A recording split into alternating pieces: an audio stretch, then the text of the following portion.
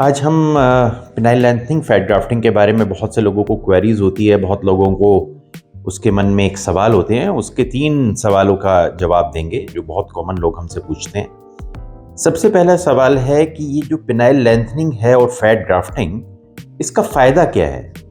ये क्यों पेशेंट ये जानना चाहता है, या कई बार हमारे पास पेशेंट आते हैं जिनको ये पता नहीं होता, वो इसलिए कराते हैं कि उनकी इरेक्शन कमज़ोर है। तो इसको किन पेशेंट्स को कराना चाहिए, उसका क्या फ़ायदा होता है? देखिए, पिनाइल लेंथनिंग और फैट ग्राफ्टिंग का फ़ायदा बेसिकली ये एक तरह की प्लास्टिक सर्जरी है, जिसको हम पेनिस की लेंथ और गर्थ को बढ़ाने में, यानी वो देखने में थोड़ा बेटर लगने लगे, इसके लिए किया जाता है। इससे पेशेंट के इरेक्शन यानी खड़े होने की ताकत में ना कोई फ़ायदा होता है, ना कोई नुकसान होता है। तो सिर्फ लेंथनिंग और फैट ग्राफ्टिंग को इसलिए किया जाता है ताकि पेशेंट का पेनिस, उसके अंदर एक कॉन्फिडेंस आए कि हाँ भाई, मेरा पेनिस ठीक साइज का है, या उसका मोटापा या उसकी लंबाई ठीक है। तो इस सर्जरी का एक कॉस्मेटिक साइकोलॉजिकल बेनिफिट होता है। साइकोलॉजिकल बेनिफिट का मतलब है कि पेशेंट को मन से ये अच्छा लगने लगता है, दिमाग से, कि हाँ भाई, मेरा पेनिस भी एक नॉर्मल साइज का है, या मेरा पेनिस पहले से बेहतर हो गया है।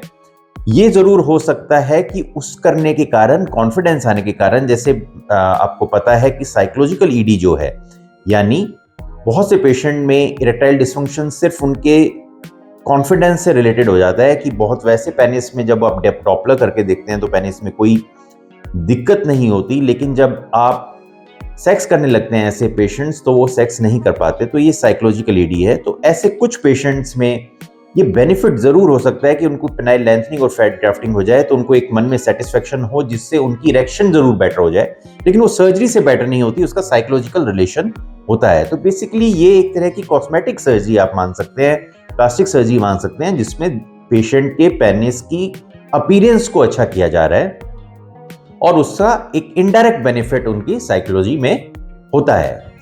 दूसरा, बहुत से पेशेंट्स हमसे ये क्वेश्चन पूछते हैं इस बारे में, कब ये कराना चाहिए? देखिए, अगर आपकी शादी है, या आप किसी रिलेशन में हैं, या आप जाना चाहते हैं, शादी करना चाहते हैं, तो कम से कम आपको 2 महीने का गैप जरूर रखना चाहिए। उससे ज्यादा तो आप कितना भी रख सकते हैं। और क्यों है ये ऐसा? लेंथनिंग में तो ऐसा जरूरत नहीं होती, लेकिन जब हम फैट ग्राफ्टिंग करते हैं और पेनिस के अंदर फैट डालते हैं, तो उस फैट को सेटल होने में टाइम लगता है, और वहां पर स्वेलिंग होती है। ये स्वेलिंग 1 से 1.5 महीने तक जाती है, और इस स्वेलिंग ये जल्दी जाए और जल्दी सेटल हो, उसके लिए हम रिकमेंड करते हैं कि सर्जरी के बाद पेशेंट अंडरवियर में अपने पेनिस को ऊपर की तरफ रखे। ऊपर की तरफ अगर रखेगा तो ग्रेविटी से, यानी कि ऊपर रहेगा, तो वो जो सोजिश है वो धीरे धीरे नीचे निकल जाएगी पेट की तरफ, और वो जो सोजिश है, जो वहां पे स्वेलिंग है, वो जल्दी सेटल हो जाएगी। लेकिन फिर भी 1 से 1.5 महीना तक लग जाता है स्वेलिंग को जाने में और फैट को सेटल होने में, उसकी अपीयरेंस नॉर्मल होने में। उसके बाद वो हमेशा के लिए नॉर्मल हो जाता है। तो इतना गैप आपको हमेशा रखना चाहिए। लेंथनिंग में कोई ऐसी स्वेलिंग नहीं आती है, और उसमें स्वेलिंग का इश्यू नहीं होता, लेकिन आपको पता है लेंथनिंग में टाके आते हैं। हालांकि मैंने अभी बताया इसके रिलेशन में कि हमने इस टेक्निक को इतना रिफाइन कर दिया है कि ये टाके बिल्कुल भी विजिबल नहीं होते। एक वी शेप में, इन्वर्टेड वी शेप में, या हल्का सा वाई आप मान लो, उस शेप में टाके आते हैं। उसको हमने उस इंसिजन को बहुत छोटा कर दिया, और जो टाके लगाते हैं वो भी हमने एब्जॉर्ब करने वाले हो, तो आपको पता ही है, एब्जॉर्ब हो जाते हैं, उसको आपको कटवाने की जरूरत नहीं होती। और उसका निशान, क्योंकि इंसिजन ही छोटा हो गया, निशान छोटा सा आता है, और वो भी बालों के बीच में छुप जाता है, तो उसमें इतनी स्वेलिंग का इशू नहीं आता। स्वेलिंग का इशू फैट ग्राफ्टिंग में आता है। तीसरा, लोग इसके बारे में ये जानना चाहते हैं कि क्या इसको कराने के लिए आपको कितने टाइम का स्टे करना पड़ेगा। देखिए, जब भी ये सर्जरी होगी तो इसको 2 तरह से कर सकते हैं, या तो स्पाइनल एनेस्थीसिया में, यानी पीठ में टीका लगा के सुन करेंगे। जब भी पीठ में टीका लगा के सुन किया जाएगा तो आपको 1 नाइट स्टे करना पड़ेगा, यानी आपने शाम को सर्जरी की तो अगले दिन ब्रेकफास्ट देने के बाद ही आपकी छुट्टी होगी, आपको सेम डे नहीं भेजा जा सकता।